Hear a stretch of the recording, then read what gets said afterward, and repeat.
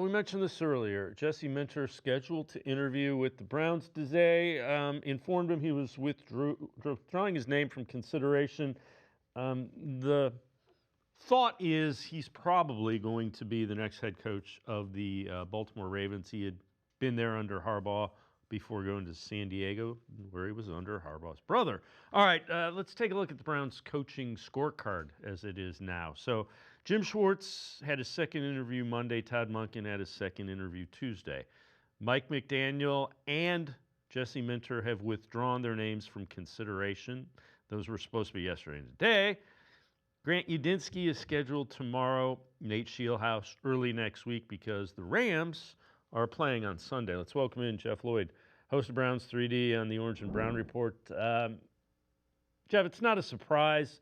Minter, defensive guy, but it's not great when two of your six finalists have withdrawn their name from consideration. Yeah, it's certainly, probably not the best look. I think part of this problem is, and for those who, are upset and, aggravated with the way it's going, I think you have to actually question maybe where your expectation level was of, this search, of what it could possibly lead to, the overall attractiveness of this job. The fact that, and look, I think we all like Jim Schwartz, we do.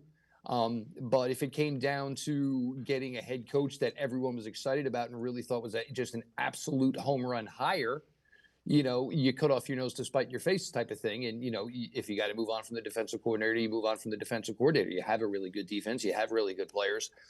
I think this is, becoming a little bit of the realization, that, once this got to 10 openings, that, the Browns probably ended up, somewhere 7th, 8th, maybe 9th in how attractive their job was compared to some of the other jobs that are currently available.